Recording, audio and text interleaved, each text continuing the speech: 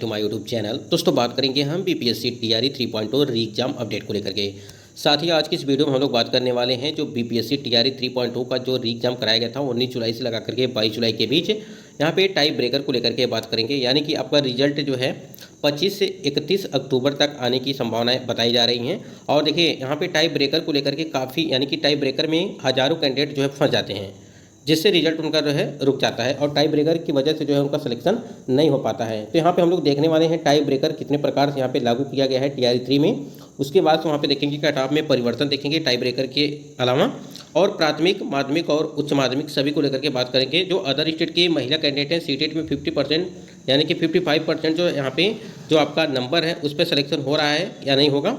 और टीआरई 3 वाले अभ्यर्थियों पर संकट के बादल यहाँ पे छाए हुए हैं। कई सारे महत्वपूर्ण अपडेट आपको इस वीडियो के माध्यम से मिलने वाली हैं और जो भी आपको जानकारी दी जाएगी वो ऑथेंटिक होगी, जिस प्रकार से यहाँ पे टीआरई 1 और टीआरई 2.0 में आपको दिया गया है। चलिए एक बार देखते हैं कि टाई ब्रेकर का नियम किस प्रकार से आपको यहाँ जो है लागू किया जाएगा टीआरई 3 में।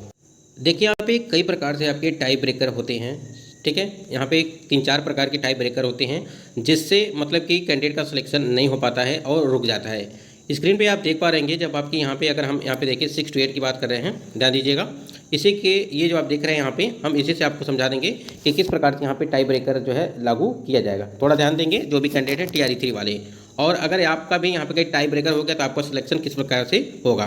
देखिए यहाँ पे अगर बात करें यहाँ पे पार्ट 1, पार्ट 2 और पार्ट 3, जैसा कि आपको पता है कि पार्ट 1 में 30 नंबर, पार्ट 2 में आपका जो है 40 नंबर और पार्ट 3 में जो सब्जेक्ट वाला था वो 80 नंबर, तो टोटल मिलाएंगे तो 150 का होगा, ठीक है। ये चीज़ें यहाँ तक चीज़ें क्लियर हो गई। ये आपका हो गया भाषा वाला, ठीक। उसके बाद यहाँ पे जीके और यहाँ पे जीएस का वाला पोर्शन हो गया, और ये आपका जो है सब्जेक्ट वाला हो गया, ठीक। तो यहाँ पर चीज़ें समझ में आ गई कि पार्ट 1, पार्ट 2 और पार्ट 3 क्या है। यहाँ तक चीज़ें क्लियर हो गई। अब यहाँ पे देखिए आपका टाई ब्रेकर का सबसे पहले यहाँ पे देखा जाएगा कि आपका जो थर्ड वाला पार्ट है, ठीक है, ये वाला पार्ट और उसके बाद पार्ट 2 में, ठीक है। अगर यहाँ पे देखेंगे तो यहाँ पे 56 और यहाँ पे 24 का जो है दिया गया है 6, 4, 10, 1, 5, 2, 7, 1, 8, ठीक है। अगर इस प्रकार देखेंगे तो यहाँ पे 80 नंबर हो रहा है। मान लीजिए एक कैंडिडेट है और दूसरा बी कैंडिडेट है, इनका भी 80 नंबर आ गया, इनका भी 80 नंबर आ गया, यानी कि पार्ट 3 में 80 नंबर आ गया और यहाँ पे जो है इन दोनों का जो है टाई हो गया, ठीक। उसके बाद से अगर यहाँ पे चीज़ें सब्जेक्ट को लेकर के आ गई, यानी कि विषय में हो गया इनका 80 नंबर बराबर हो गया, तो किस प्रकार से यहाँ टाई ब्रेकर लागू किया जाएगा।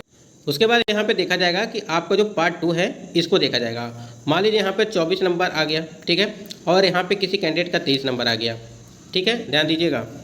तो जो यहाँ पे हमने अभी आपको बताया कि ए नंबर बी नंबर, यहाँ पे 80 नंबर ये हो गया, 80 नंबर ये हो गया, ये तो दोनों मान लीजिए बराबर हो गया। अगर यहाँ पे देखा जाए तो 24 जो यहाँ पे पार्ट 2 में दिया गया है, अगर यहाँ पे किसी कैंडिडेट का 24 पार्ट 2 में आ जाता है और यहाँ पे किसी कैंडिडेट का मान लीजिए यहाँ पे 23 नंबर आ जाता है, तो सिलेक्शन किसका होगा। अब यहाँ पे सोचिए, देखिए क्योंकि यहाँ पे चीज़ें समान हो गई। और उसके बाद पार्ट 2 को देखा जाएगा तो पार्ट 2 में जिसका भी जिस कैंडिडेट का नंबर अधिक रहेगा उनका यहाँ पे सिलेक्शन होगा, ठीक। उसके बाद से अगर यहाँ पर चीज़ें समान हो जाती हैं, मान लीजिए जैसे यहाँ पे हमने 23 बताया है, ठीक है, तो ये 23 अगर यहाँ पे ये चीज़ें समान हो जाती हैं, ध्यान दीजिएगा, जैसे समझ लीजिए एक बार। मान लीजिए यहाँ पर भी इनका जो है 24 नंबर है, ठीक है, यानी कि पार्ट 2 में भी इनका जो है समान हो गया, फिर पार्ट 3 में भी समान हो गया, ठीक है। यहाँ पर देखिए ये दोनों समान हो गए, तो यहाँ पे दोनों समान हो गए। तो उसके बाद से अब किस चीज़ को देखा जाएगा, अब इसमें देखा जाएगा पार्ट 1 को, ठीक है, यानी कि भाषा वाला पेपर को, ठीक है। अब भाषा वाला पेपर में अगर मान लीजिए जिस कैंडिडेट का अधिक नंबर होगा भाषा वाले पेपर में उनका चयन हो जाएगा। तो इस प्रकार से चीज़ें हैं। और एक चीज़ और था यहाँ पे, ये डेट ऑफ बर्थ को लेकर के जो कैंडिडेट यहाँ पे काफ़ी कंफ्यूज हैं और डेट ऑफ बर्थ की वजह से जो है सिलेक्शन बहुत सारे कैंडिडेट का यहाँ पे नहीं हो पाता है, ठीक। अब डेट ऑफ बर्थ वाले को समझ लीजिए कि यहाँ पर टाई होने पर किस प्रकार से चीज़ें लागू की जाएंगी। अब यहाँ पे समझिएगा, मान लीजिए किसी कैंडिडेट का यहाँ पे 1/4/2000 यहाँ पे 1900 मान लीजिए 94 है, ठीक है, ध्यान दीजिएगा। मान लीजिए एक कैंडिडेट हैं और बी वाले कैंडिडेट का यहाँ पे उनका जो है डेट ऑफ बर्थ वो है 2, यहाँ पे देखिए यहाँ पे मान लीजिए 2 है 4/1900 यहाँ पे 93, ठीक है। अब यहाँ पे देखना क्या है, इसमें देखना यही है कि मान लीजिए किसी कैंडिडेट के यहाँ पे डेट ऑफ बर्थ में जो है चीज़ें हो गई, तो देखना ये है कि मान लीजिए यहाँ पे अगर चीज़ें क्लियर नहीं हो पा रही हैं तो आप जिसका भी, मतलब कहने का ये है कि जिसका भी उम्र अधिक होगा, ठीक है, उनका चयन हो जाएगा। यानी कि जो डेट ऑफ बर्थ की वजह से जो कैंडिडेट बाहर हो जाते हैं भर्ती से टाई ब्रेकर के अनुसार, तो उनका यही है कि जिस कैंडिडेट का डेट ऑफ बर्थ अधिक रहेगा उनका सिलेक्शन हो जाएगा। जैसे हमने यहाँ पे बताया कि यहाँ पे एक का एक 1994 है, एक यहाँ पे 1993 है। तो आपको सबसे पहले पता ही है कि 93 के बाद ही 94 आता है। तो यहाँ पे जो 93 वाला कैंडिडेट है, 1993 वाला, उनका सिलेक्शन यहाँ पे कर दिया जाएगा। अब सोचिए कि अगर यहाँ पे 1994 ए वाले का भी है, यहाँ पर दोनों का अगर बराबर हो गया तब, ठीक है, यानी कि ए वाले का भी 1994 है और बी वाले का भी 1994 डेट ऑफ बर्थ है, मतलब कि उसका जो है डेट, मंथ और ईयर तीनों समान हैं। तो यहाँ पे अब कैसे, किस प्रकार से चीज़ें जो है यहाँ पे टाई ब्रेकर होगा, तो टाई ब्रेकर यहाँ पे चीज़ें कैसे लागू की जाएंगी वो समझिए। देखिए यहाँ पे टाई ब्रेकर यहाँ पे लागू कैसे किया जाएगा। उसके बाद यहाँ पे देखा जाएगा, या तो आपके इंग्लिश को देखा जाएगा, इंग्लिश के अल्फ़ाबेटिकल को देखा जाएगा, अल्फ़ाबेट को, या आपके जो है हिंदी का जो वर्णमाला है, ध्यान दीजिएगा, अधिकतर हिंदी के वर्णमाला को देखा जाता है, ठीक, यानी कि हिंदी के वर्णमाला, जिनका भी हिंदी के वर्णमाला के अनुसार जिनका भी नाम का अक्षर पहले होगा उनका सिलेक्शन हो जाएगा, उस कैंडिडेट का सिलेक्शन हो जाएगा।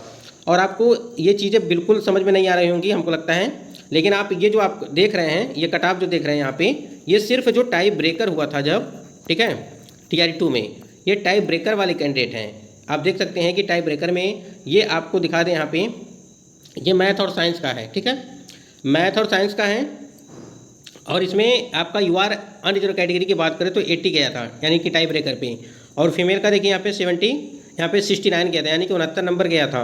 उसी प्रकार से आप देखिए पार्ट 1, पार्ट 2 और पार्ट 3 में जो है यहाँ पे चीज़ें नंबर दी गई हैं और ये डेट ऑफ बर्थ आपका दिया गया है। तो वही चीज़ हमने बताया कि एक तो आपका जो है सब्जेक्ट में टाई, उसके बाद यहाँ पे पार्ट 1, पार्ट 2, पार्ट 3 में जो है टाई ब्रेकर का नियम कैसे होता है, उस चीज़ें हमने समझा दिया आपको। उसके बाद से आपका जो है डेट ऑफ बर्थ की वजह से, यानी कि 2-3 प्रकार से हैं चीज़ें हैं जो टाई ब्रेकर होती हैं उसमें जो है, और लगभग हज़ारों कैंडिडेट, ठीक है, हज़ारों कैंडिडेट इसकी वजह से जो है बहुत सारे कैंडिडेट जो है बाहर हो जाते हैं। तो ऐसे ही नौबत न आए कि किसी कैंडिडेट का इस प्रकार से चीज़ें हों, लेकिन फिलहाल जो भी चीज़ें अगर होंगी, जब भी TRE 3 का यहाँ पर रिजल्ट आपका जारी किया जाएगा तो आप इस चीज़ को ज़रूर यहाँ पे ध्यान दीजिएगा। और ऐसे ही जो है यहाँ पे चीज़ें लागू की जाती हैं टाई ब्रेकर। ये तो आपको तीनों वर्गों को लेकर हो गया। जैसे यहाँ पे देखिए, एक तो आपका यहाँ पे 6 to 8 का हो गया, ये आपका 9 to 10 का हो गया, और ये 11 to 12 का हो गया। ये तीनों वर्गों का यहाँ पे हो गया। अब PRT में क्या था, PRT में तो सिर्फ 2 ही भाग हैं, यानी कि पार्ट 1 है, ठीक है, पार्ट 1 है, फिर यहाँ पे पार्ट 2 है, ठीक, पार्ट 2 है। अब पार्ट 1 में जैसे मान लीजिए यहाँ पे जो पार्ट 1 था, जिसमें यहाँ पे 30 नंबर का जो भाषा आ रहा था, और उसके बाद से यहाँ पे GK GS जो भी चीज़ें था वो 80 नंबर का, ठीक, 120 का है, सॉरी, यहाँ पे 120 का हो, तो यहाँ पे आप मिलाएंगे तो 150 का होगा। तो यहाँ पे चीज़ें क्या होंगी, किस प्रकार से टाई ब्रेकर होगा वो समझिएगा आप। देखिए थोड़ा ध्यान देंगे तो चीज़ें समझ में आ जाएंगी। PRT में क्या था कि इसमें PRT में देखा जाएगा, सबसे पहले यहाँ पे देखा जाएगा इस वाले पोर्शन को, ठीक है, यानी कि अगर यहाँ पे चीज़ें समान होती हैं, मान लीजिए किसी कैंडिडेट का यहाँ पे 70 नंबर आ गया पार्ट 2 में, और दूसरे का भी यहाँ पे 70 नंबर आ गया, तो इस भाषा वाले यानी कि भाषा अर्हता को देखा जाएगा। अगर भाषा अर्हता में किसी कैंडिडेट का 10 नंबर आ गया और दूसरे का भी यहाँ पे 10 नंबर आ गया, तो यहाँ पे चीज़ें समान हो गई। अब यहाँ पे देखा जाएगा, यहाँ पे वर्णमाला को देखा जाएगा, वर्णमाला को देखा जाएगा, आपके डेट ऑफ बर्थ को देखा जाएगा, ठीक है, इस प्रकार से चीज़ें देखी जाएंगी और इसी प्रकार से आपका सिलेक्शन होगा जो भी कैंडिडेट TRE 3 वाले हैं। तो यहाँ पे आपको बिल्कुल, हमको लगता है समझ में आ गया होगा। अगर समझ में नहीं आ रहा है तो आप कमेंट सेक्शन में जो है यहाँ पे कमेंट करिएगा, ठीक। यहाँ पे अगर बात करें अदर स्टेट महिला सीटेट को लेकर के, यहाँ पे एक नोटिस जारी की गई है, यानी कि 50% जो भी अदर स्टेट के कैंडिडेट, जो महिला कैंडिडेट हैं, उनको क्या है यहाँ पे 50% पे, यहाँ पे परसेंटेज पे जो सीटेट के मार्क्स हैं वहाँ पे सिलेक्शन होगा या नहीं होगा, इसको देख लेते हैं। स्क्रीन पे आप देख पा रहे हैं कि विशेष सूचना अधिकार अधिनियम 2005 के अंतर्गत वांछित सूचना उपलब्ध कराने के संबंध में यहाँ पे देखिए महाशय, उपरोक्त विषयक आपके सूचना आपके प्रपत्र क के संदर्भ निर्देशानुसार सूचित करना है कि दिनांक 19/6/2023 के अंतर्गत प्रकाशित आवश्यक सूचना में किसी राज्य विशेष नहीं, ठीक है, अभी तो सभी सामान्य कोटि की महिला, ठीक है, उम्मीदवारों को 55% अंक के आधार पर सीटेट में उत्तीर्ण माने जाने का वर्णन किया गया है। आप जब नोटिफिकेशन देखेंगे तो नोटिफिकेशन में साफ सब चीज़ें ये लिखी गई हैं कि मतलब कि वहाँ पे ये नहीं लिखा गया है कि अन्य राज्य की महिलाओं को जो है 55, मतलब कि वो उनको जो है 60% चाहिए, यानी कि महिला की बात कर रहे हैं सिर्फ। और वही चीज़ें यहाँ पे जो है 55% अंक के आधार पर सीटेट में उत्तीर्ण माने जाने के जो है वर्णन किया गया है। वही चीज़ यहाँ पे बताया जा रहा है कि यहाँ पे जो लिखा गया है वो यही लिखा गया है कि सीटेट उत्तीर्ण माने जाने का वर्णन किया गया है, वो भी 55%, ठीक है। तो जितने भी कैंडिडेट हैं, अभी तक जो लेटर मतलब कि जारी किया गया है वो 60% पे आपका लेटर जारी किया गया है कि जो भी कैंडिडेट जिनका भी 60% यानी कि 90 नंबर से कम है उन कैंडिडेट को रखा जा रहा है नौकरी में। और जिनका इससे कम है, मान लीजिए किसी कैंडिडेट कहाँ पे 89 मार्क्स हैं, 88 मार्क्स हैं, ठीक है, या 87 हैं, तो ऐसे कैंडिडेट को बाहर किया जा रहा है। और देखिए हम लोग अभी इसी को लेकर के चलेंगे, यानी कि जिनका यहाँ पे सीटेट में जो महिला कैंडिडेट है 60% होने चाहिए, यानी कि 90 मार्क्स होने चाहिए, ठीक है, नहीं तो आगे चल करके कोई दिक्कत हो जाएगी। तो ये बाकी यहाँ पे ये हमको लगता है ये 55% के आधार पर ये चीज़ें आरटीआई के द्वारा जवाब आया था, हमको लग रहा है कि आरटीआई किया गया था उसके द्वारा किया गया ये जो नोटिस दिया गया है।